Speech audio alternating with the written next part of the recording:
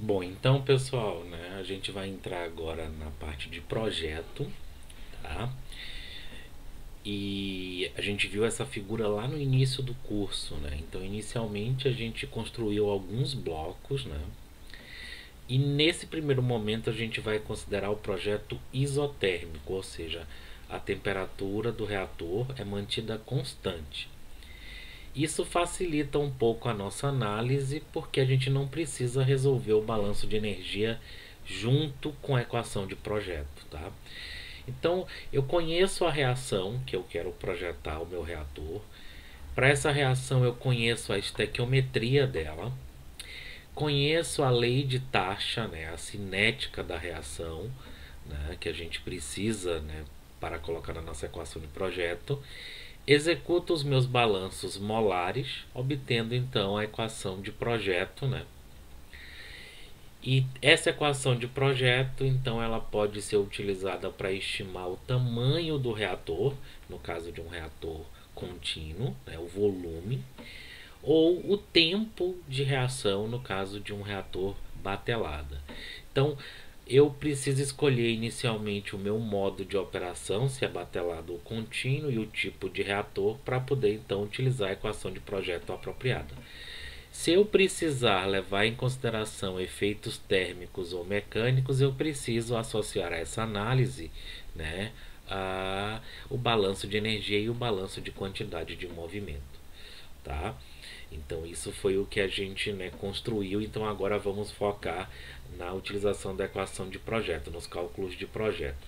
Vamos considerar três casos, né? O reator batelada e o reator contínuo de mistura ou reator tubular. Tá? Então eu escolho se o modo de operação é contínuo ou descontínuo, que isso está muito mais associado com o tamanho da minha produção. Então escolho o tipo de reator, né? Posso levar em consideração se eu vou utilizar mais de um reator, se eles vão estar associados em série, em paralelo. Preciso escolher, né, a concentração inicial, a vazão, a temperatura e pressão de operação e de que forma eu vou operar, né, o meu reator, se eu vou manter a temperatura constante, se eu vou isolar ele ou se eu vou trocar calor não mantendo a temperatura constante, tá? Isso a gente vai dar mais atenção no último tópico. Aqui considere que eu estou operando de tal maneira que a temperatura do sistema ela é mantida constante, tá? Então assim, vou pular isso daqui. Vamos direto para o cálculo do uso da equação de projeto. Então eu preciso dos balanços molares, da lei de taxa e da estequiometria, que foram exatamente os nossos tópicos anteriores, né, abordados aqui. Então aqui está um resumo das formas da equação de balanço, né, para os reatores que a gente está considerando, e essa outra tabela também que a gente já viu antes, que é a forma, né, quando a gente tem fase líquida ou fase gás, na concentração ou na conversão. Então, de posse dessas equações, eu vou utilizar a apropriada conforme o tipo de reator que eu selecionei, tá? Preciso conhecer a cinética da reação. Tá? Então, aqui, por exemplo, se a reação ela for elementar, cinética, né, os expoentes da concentração, né, são exatamente os coeficientes estequiométricos e eu posso expressar a concentração como uma função da conversão do limitante, né, obtendo como única variável aqui a conversão do limitante. A gente faz isso, né, toda vez que a gente estiver lidando com uma única reação. Tá? Então aqui eu tenho diferentes cinéticas, ou seja, cinéticas desse tipo, primeira ordem, ordem N, uma cinética qualquer. Quando a reação é reversível, a cinética ela depende da constante de equilíbrio também, ou cinéticas mais complexas, como as reações envolvendo micro-organismos, ou reações autocatalíticas, ou qualquer tipo de reação que ocorre através de mais de uma etapa. Tá? Precisamos que esse modelo seja validado, né, com dados experimentais, que foi exatamente nosso último tópico abordado. Tá? Então vimos o método integral de análise e o método diferencial. Se para a reação que você está projetando o sistema já é conhecida a cinética, né, então essa etapa já está ok, você só precisa expressar, né, a concentração como uma função da conversão através das relações estequiométricas. Tá?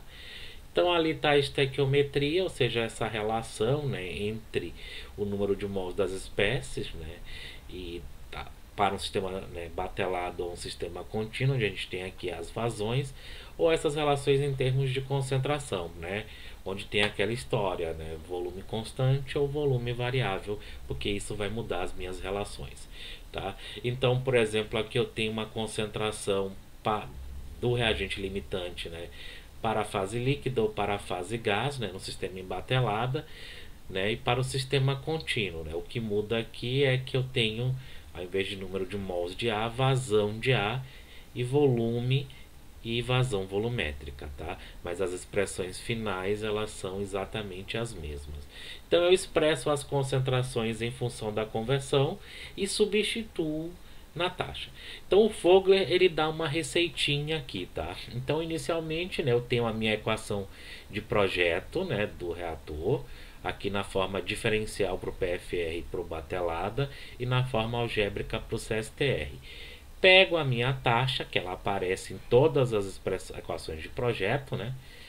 Substituo as concentrações, né? Expresso essas concentrações em função da conversão. Aí eu tenho que ver fase líquida, fase gás, volume constante, volume variável.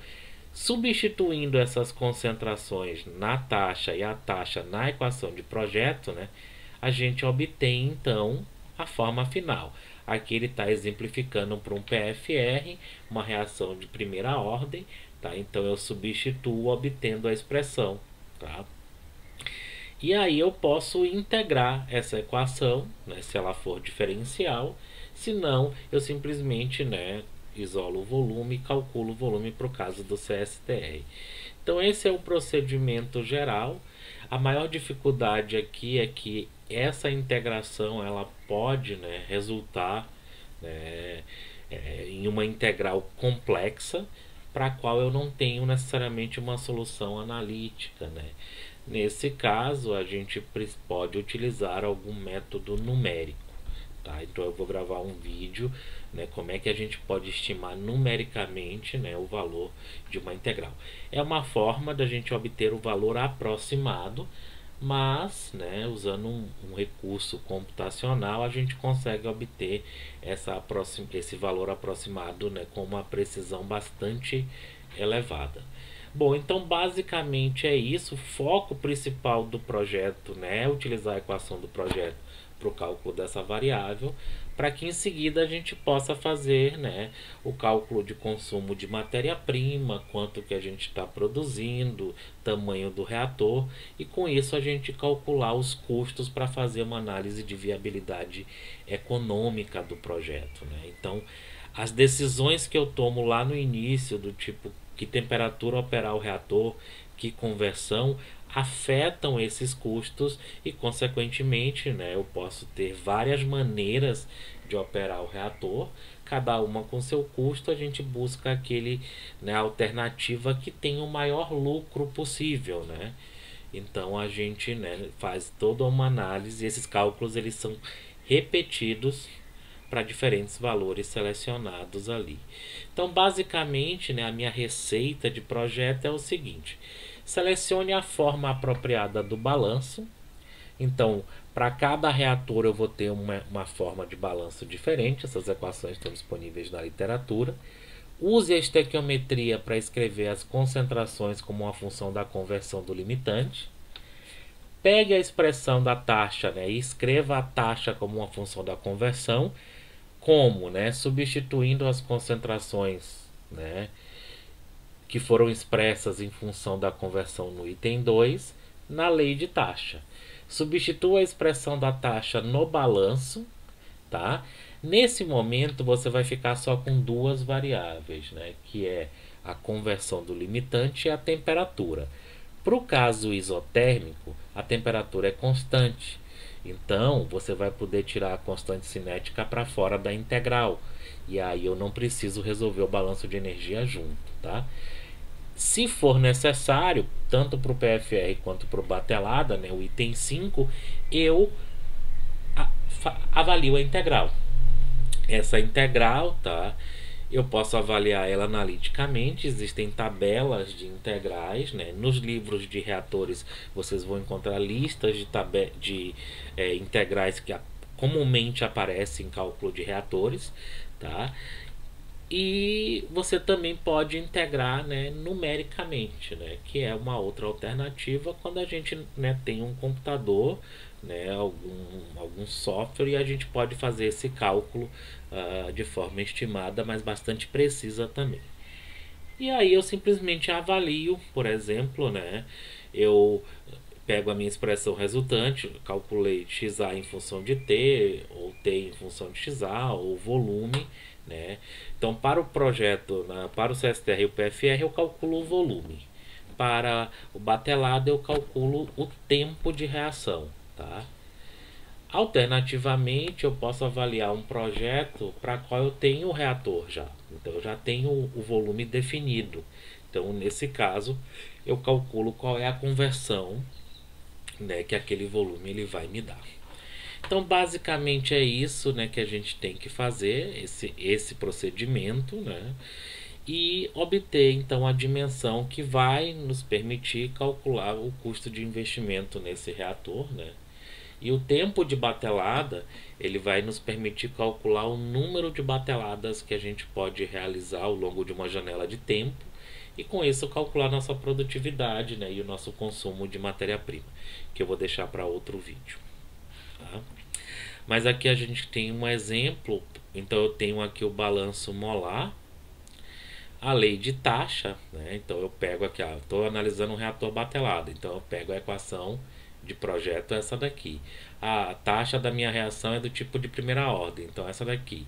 Expresso a concentração em função da conversão, então são os 3 passos. Agora, o que eu faço? Substituições, né, retroativas, né? Substituo o CA na lei de taxa e substituo a lei de taxa resultante na equação de projeto.